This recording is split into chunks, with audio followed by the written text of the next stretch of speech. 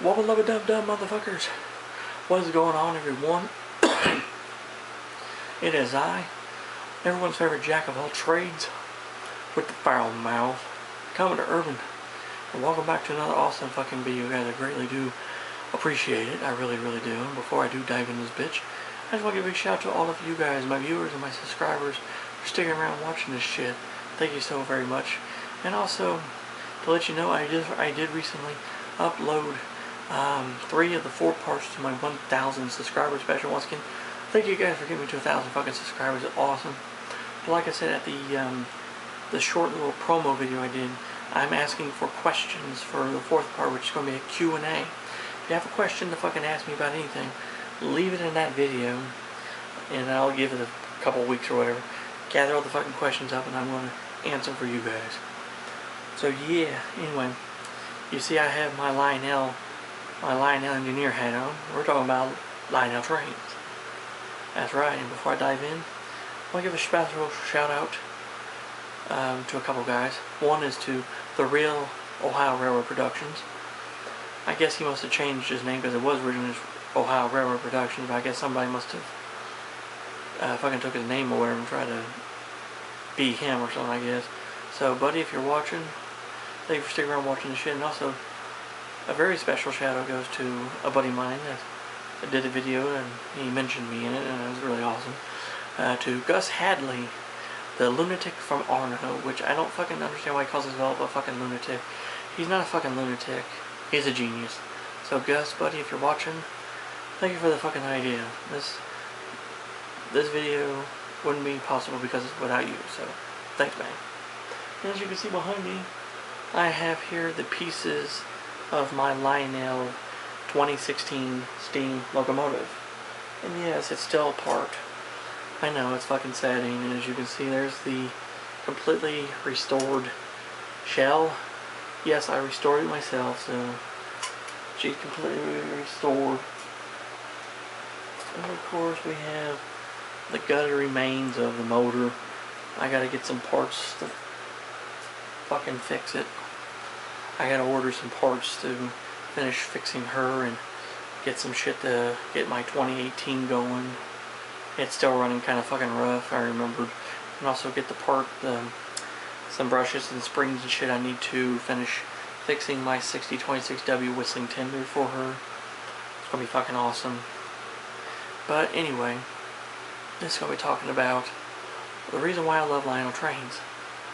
I did a video like this a long time ago, but we're gonna go more in depth about what got me interested. Because, Gus, you wanted to hear it from the horse's mouth. Or I should say from the captain's mouth, or the engineer's, the old hogger's mouth. So I'm gonna tell you. The reason why I got interested in Lionel trains is because of 2 gentlemen, Tom McComas and especially Karl Burkhardt. And you're probably wondering, who the hell are these guys? Well, Tom McComas is the man responsible for making a lot of the toy train videos you've probably seen. He's the owner of TM Books and Video, and he produced a set of videos titled The Magic of Lionel. And when I mean the magic of Lionel, it is the magic of fucking Lionel trains, guys. And I remember getting the VHS tape version of it, which was, you know, at the time it was just 1 tape. It wasn't multiple different videos like it is now, but it was just 1 tape. And I remember being a little kid, and I got that for my birthday. I think I was like 6 or 7 years old. I can't really remember pinning it right now. But I remember my mom giving it to me, and I thought it was just the fucking coolest thing ever. And I was like, this is something I always wanted. I always wanted Lionel trains. Because, you know, I seen them and shit in hobby stores and shit, and to me, they were just seemed bigger than life. You know, because they're not this little dinky little electric train, you know. Like I said, a Lionel train has got some heft to it. It's big, and I fucking like it. And plus, anyway, with a company that's over 100 plus years old, you know what they're doing is fucking right. So, I remembered sitting in front of the TV, sticking the tape in the fucking VHS player, staring up at it, watching it. And then right as soon as it came on or whatever, you know, they did that dirt, dirt, dirt, dirt, dirt, dirt, dirt, you know, like do not record, whatever. And of course, you know, the Talmacomas thing came up, and it was like the magic of Lionel trains. And the first part of that video I remember very fondly. And it was a gentleman, and he lived in Gettysburg, Pennsylvania at the time.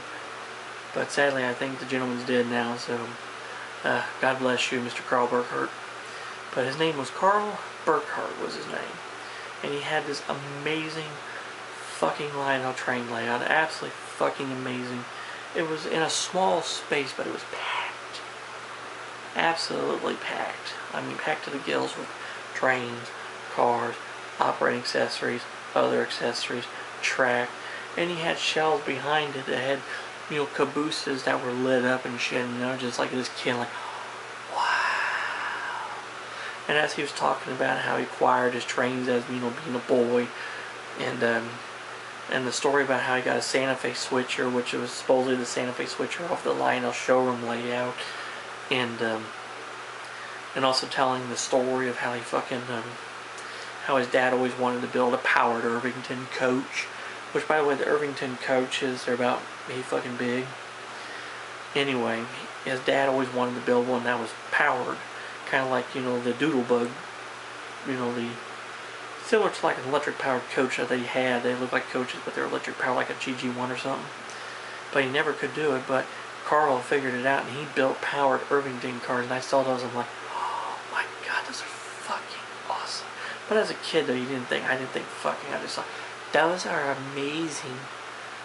And I wanted a set of those coaches. I wanted a set of Karl Burkhardt's powered coaches, because those things were the absolutely fucking bomb.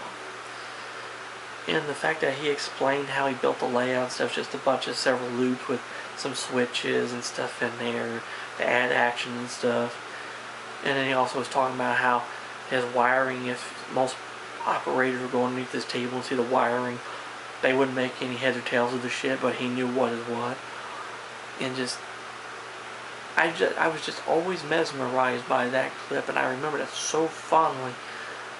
I don't know what it was. I think it's just because of the fact that I could relate with him. Like, the fact that Karl, when he started collecting his trains and all the trains he had, he got them when he was younger. And of course, he probably did add shit to it after he got older and acquired other things. But just seeing that, though, just seeing all those lights, seeing all those beautiful colors, and seeing those beautiful streamlined diesels and the mighty powerful steam engines and stuff, and just all the whistles, the horns, the bells, and just the lights and all that. It's just captivating. Even though there was other awesome train layouts in that video, including, I can't remember his name, but he was a lawyer in Florida. He had a really cool looking train layout too. It's like a 2-level thing. But Karl Burkhardt's layout stuck out to me because it was in a nice little spot. It was a little layout that was packed to the gills, full of awesome shit. And just often, you know, when Mr. Burkhardt was talking, you could tell that he was a down-to-earth, really likable guy. And I wish I could have met him. I really wish I could have met him and just talked with him and shot the breeze with him. And maybe we got to see his trains up close and maybe just ask him about different questions, because like I said, I've been rebuilding trains, of course. If you already built post-war trains, get this fucking book. But, and I always remember, you know, that very day forward, that name stuck to me, and that associated with Lionel trains. And, Gus made a video talking about Karl Burkhardt, because he said Karl Burkhardt inspired him too, as well. And he was saying that two men from two different states, from two different generations, were inspired by the same two men. Tom McComas' film, you know, his videos on Lionel train, and Karl Burkhardt's amazing fucking post-war layout. And you know what? Yeah, I think he's right. And I love post-war Lionel trains. I love the modern stuff too. But honestly, my heart belongs to the post-war era. I do love some of the pre-war stuff. Pre-war trains are cute. They're cute, they're colorful, they're whimsical. But the post-war trains, they were bright, they were colorful, they were beautiful, they were realistic. But overall, they were rugged, durable toys. And they lasted the fucking test of time. Like, my dream, and I've always wanted this Hadley since I was a fucking kid. I still don't have them, but I do want to get a pair of them. I want to get a pair, original, first-gen pair. They would be made between 1950 and 1951, but a pair of 2343 Santa Fe F3s. I don't want no knockoffs. I don't want no fucking repops. I want the real, original fucking deal. You know? That's just me. Sorry guys, I was just checking that real quick. I want the real, original fucking deal on the Santa Fe's. And I remember seeing a pair of them Santa Fe's on Karl's layout. And I just thought, those are absolutely the most beautiful fucking diesels I've ever seen. And I remember having that image in my head. Those beautiful war bonnet, nose silver diesels, you know, pulling those beautiful aluminum passenger cars. That's something else I always wanted. Was a set of those fucking aluminum Lionel Speedliner passenger cars. And I look for them online all the time, but they're expensive as fuck. Absolutely expensive as fuck, and I can't afford those. I can't afford the fucking engines. A really nice set of Santa Fe's will cost you $500-600 bucks. Even a really nice set of them I found that was in the original master box with the two, like the engine box and the dummy box and the paperwork and shit. It sold for almost $2,000. I'm thinking, fuck. There ain't no way in hell I can ever afford that shit. But I still keep on dreaming. I still keep on hoping maybe I get a set of limited diesels. And maybe a set of those passenger cars so I can have a first-rate post-war passenger set. So, all in all, like I said, if it wasn't for my mom buying that VHS tape of Tom McComas's The Magic of Lionel Trains, I mean, I still probably would love Lionel Trains, but not as much as I do now. And because the fact of just seeing that one little interview with Mr. Karl Burkhardt, that fucking changed my life from that day forward. And now I've got multiple train sets. I've got my first train set, which is the 50th anniversary Pennsylvania set. Yeah, the 50th anniversary Pennsylvania Steam Freight set. I have the New York Central RS3 diesel set. I have the Chicago Northwestern Switcher set, which is a Menards exclusive. I have the 1547S freight set from 1956.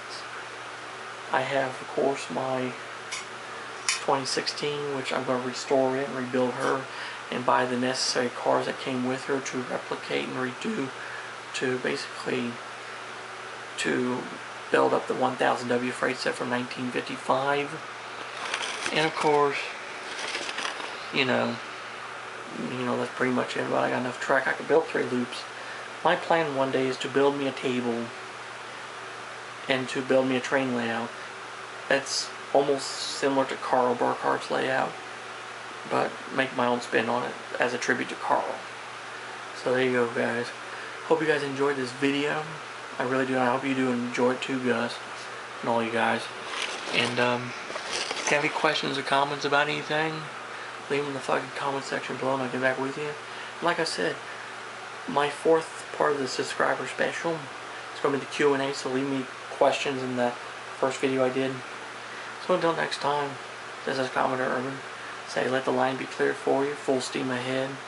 And God bless you all, and Jesus and the good Lord love y'all very much.